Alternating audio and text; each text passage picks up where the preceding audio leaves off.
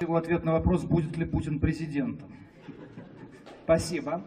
Я прошу подняться сюда Крейга Бенджамина с докладом о синтезе научных теорий и духовных традиций в студенческой аудитории.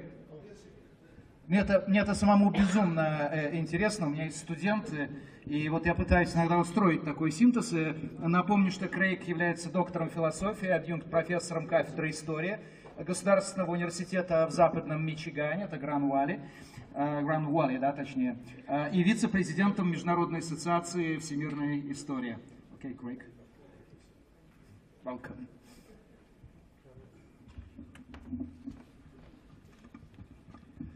Okay, привет. Меня зовут Craig Benjamin. I am a professor from Australia originally, but now from Grand Valley State University, which is in Michigan, in the heartland of the United States. Before I begin my presentation, I'd like to just thank, on behalf of the international guests here, our organisers, particularly Dmitry Itskov, Akop Nazaretyan, Timur Shukun, and especially Lana Ravandi Fadai, sitting over here. They have been so important in staging this conference. They've been such charming hosts, and I want to thank them.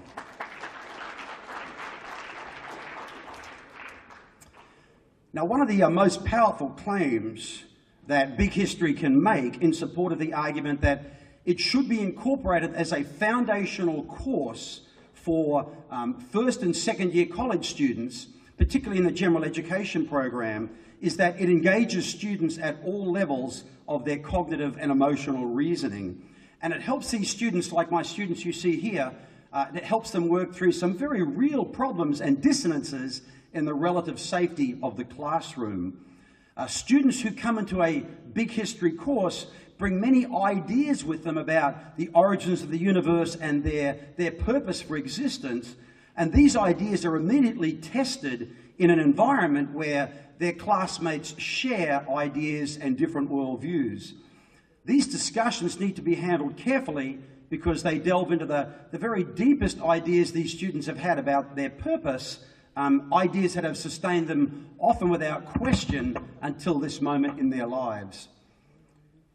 By the way, all these students are in my current classes or last semester's classes. These are all 18 and 19-year-old students from Grand Valley State. They're all saying hello to you from Michigan. The best format for these sort of discussions is the student-led discussion format, where teams of students, as you see here, devise questions and facilitate the discussion in a manner that is less threatening than the professor-led discussion. The most critical dissonance that big history addresses head-on in the first few weeks of the course is the gulf between the scientific and the religious accounts of the origins of the cosmos, of Earth, and of life. After teaching big history for 15 years now in Australia and the United States, this question has consistently proven to be the most challenging of all for students to address, particularly in the Midwest of the United States, which is a very conservative Christian environment. But it's also proven the most pedagogically useful to address. For many students, the big history classroom is the first place in which the key theories of Big Bang, of plate tectonics, and of evolution have ever been clearly explained, along with the evidence that supports them.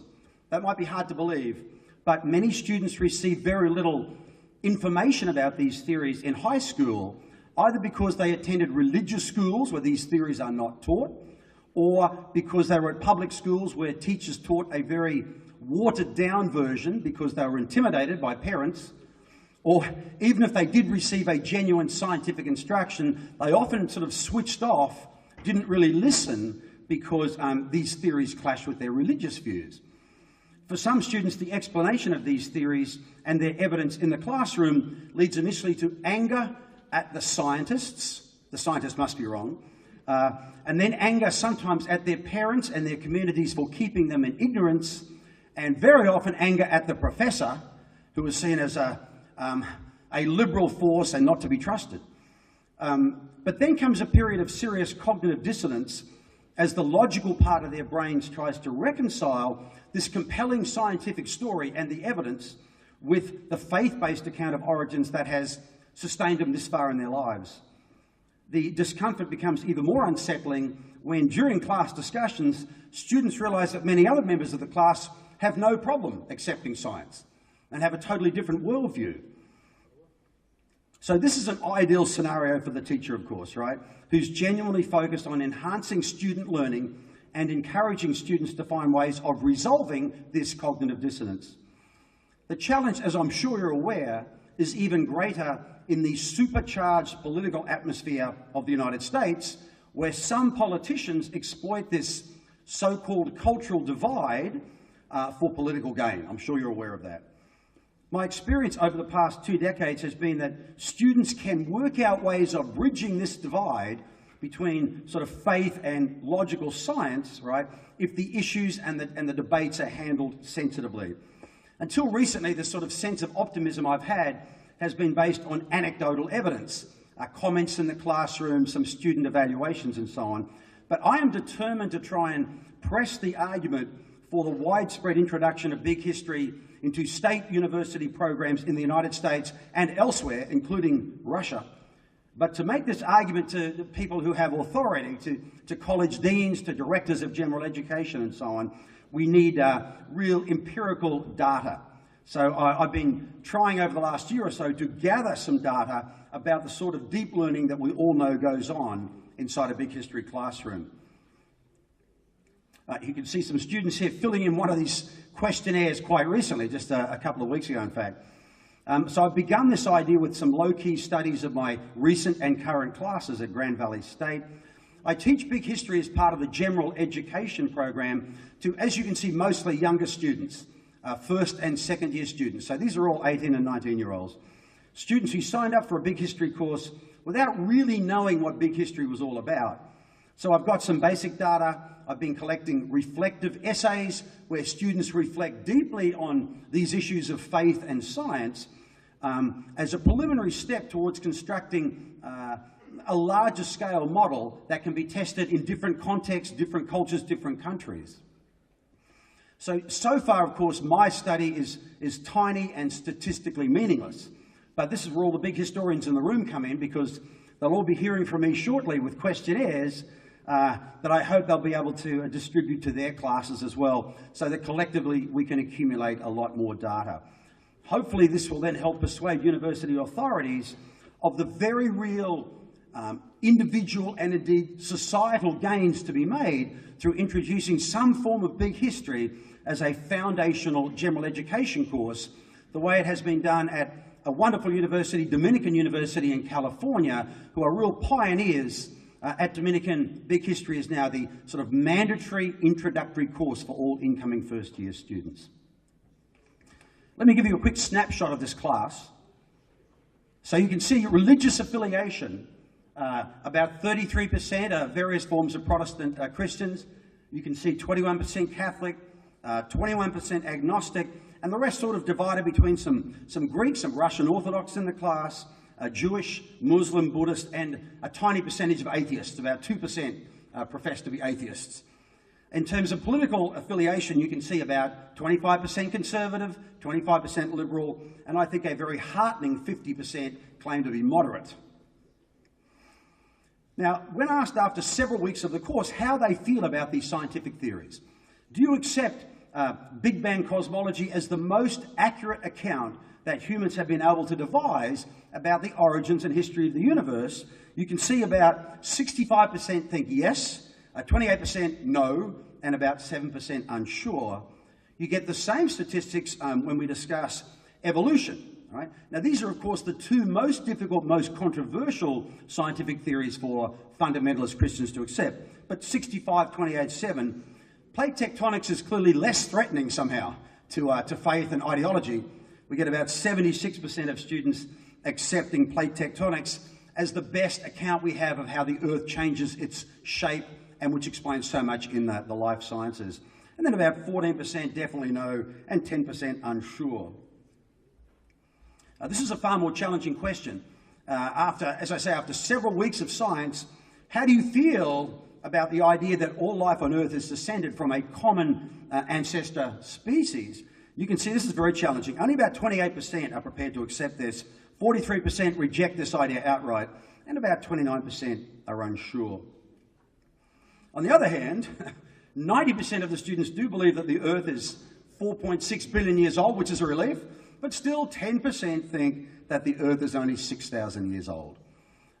This actually reflects a lot healthier statistic than in the larger United States population, where roughly 30% of the population of the United States believes that the Earth is only 6,000 years old.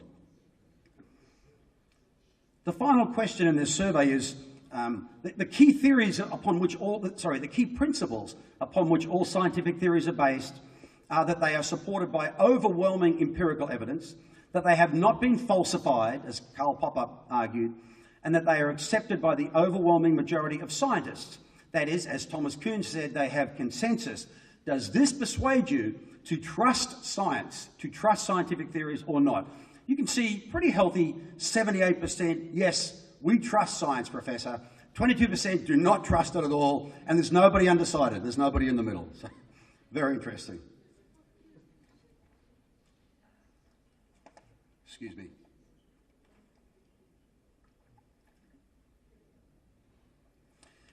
So I mentioned then I asked my students to do reflective essays. They all complete an essay in which they have to honestly say, how do you reconcile this dissonance between faith and science, firstly in your own mind, and then what strategies can you think of that might help society, particularly American society in general or at large, also make these reconciliations? So let me share, again in pictures and students' own words, some of their ideas on this. So for this young lady, she says, I believe in religion because that's what I learned first, that's what has sustained me my whole life, and I also find it morally correct. But to be absolutely honest, I believe in religion because I'm scared of God. For anyone that believes in life after death and a superior being that created us, then turning your back on God is the last thing you want to do. But the same student says, on the other hand, with all this evidence I'm hearing, all this compelling evidence, these theories become even more believable, scientific theories. But how can I abandon my religion? But how can I dismiss the science, right? I can't abandon my religion. I can't just join the masses living in ignorance, so I guess I have to find a way of reconciling the two. You get a sense of the very real dissonance, the real struggle that these students who've known nothing but religion until they come to university that they have to deal with. So this is the way they deal with it, right? Many students, of course, think the idea that God created the earth in 7 days is just a matter of perspective, right? That God used the Big Bang, God used evolution, but it might have only taken 7 days where he is, but it probably took 13.7 billion years here on earth. This solves a major problem for me, says this student.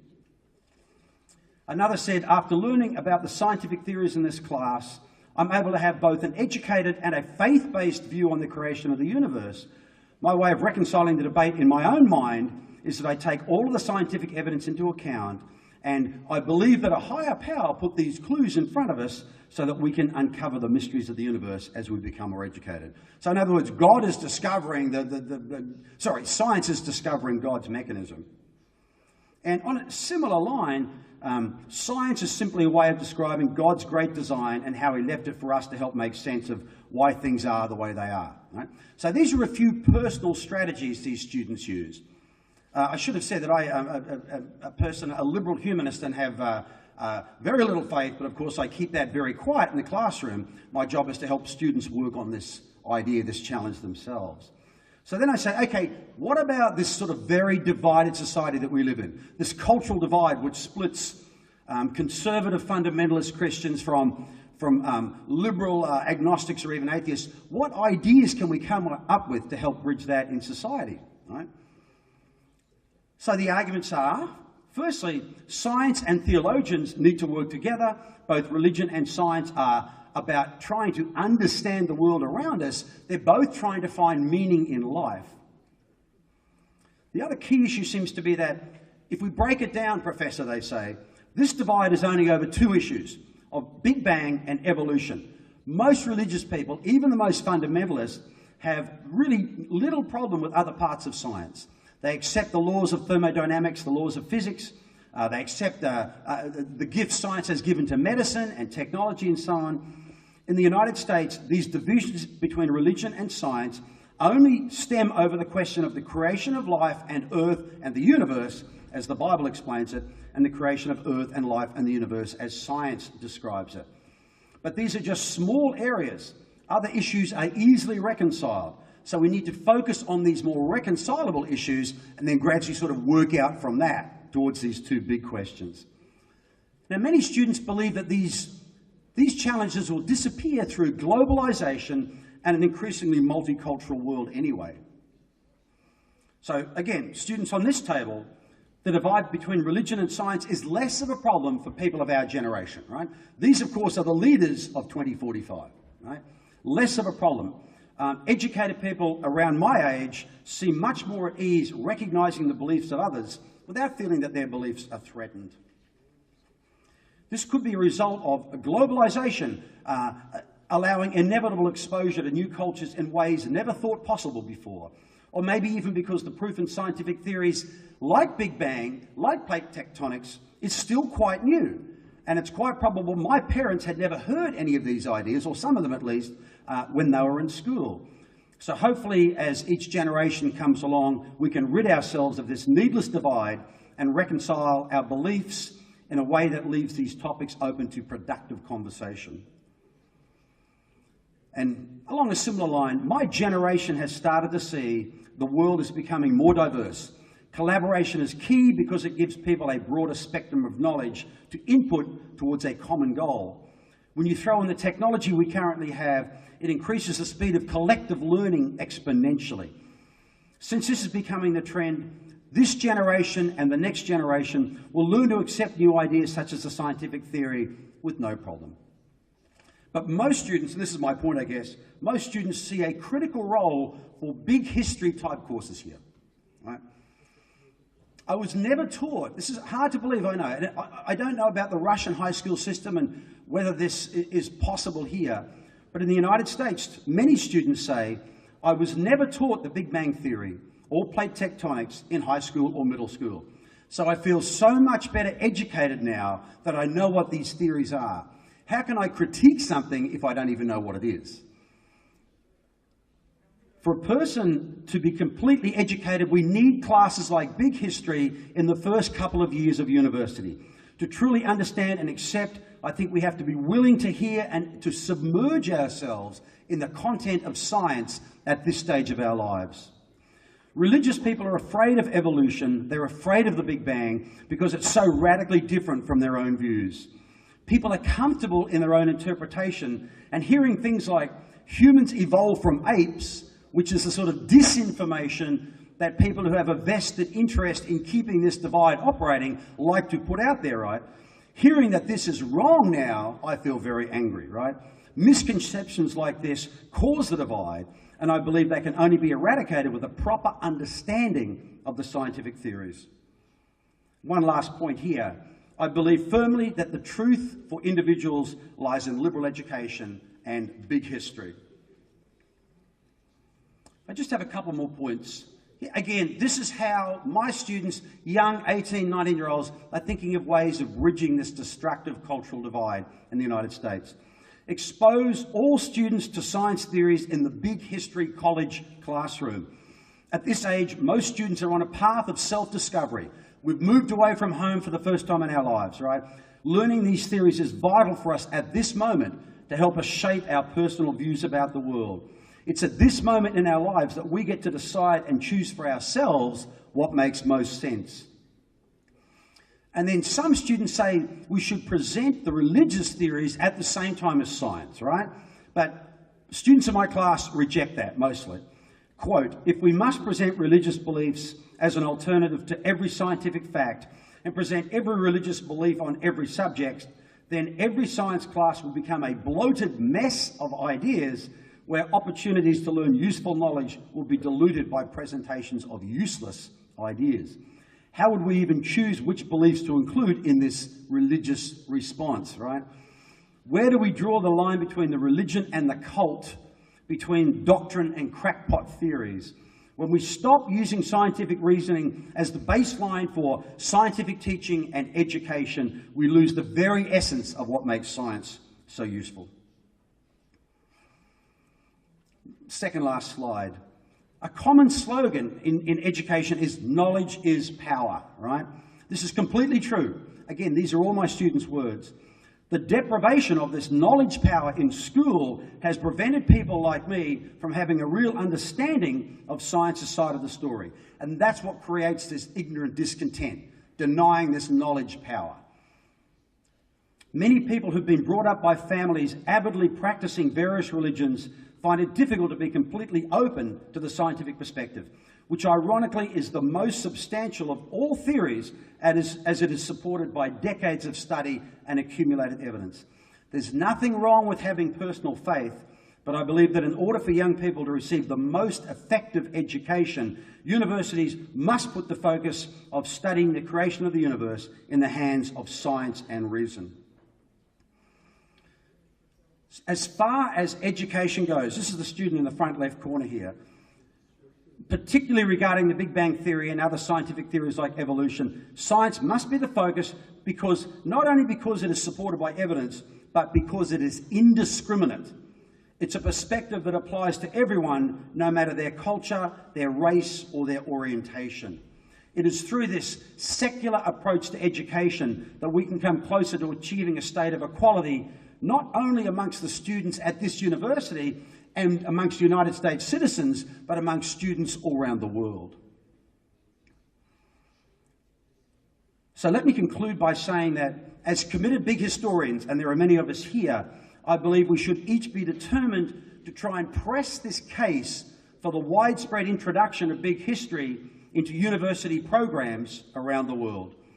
But to make this argument to those in charge of general education programs, it's necessary to collect some serious empirical data and evidence about the sort of enhanced student learning and critical thinking that we all know goes on in a big history classroom. This very low-key study of my own students over the last year or so is clearly just the first step, which is why I hope all of you will assist me in accumulating a much larger data set. We need to be able to demonstrate clearly to authorities everywhere in this great country, in Australia, in Europe, in the United States, that big history generates so much student learning, it should become the cornerstone of general education programs everywhere, as it has become at Dominican. So we're looking here at some cognitively relieved now. See, dissonance has been relieved. These leaders of the future, these fine young men, I mean, they're just like the very fine young students here in Russia, will literally have the world in their hands in the year 2045, right? And we need to work collectively, my generation and the next generation, to bridge the destructive gap between science and faith that so divides the United States and many other parts of the world, right? And to work together cooperatively to help these students, to equip these students with the tools they will need to solve the unimaginable problems that my generation has left for them to deal with, right? The problems of the next 30 to 50 years.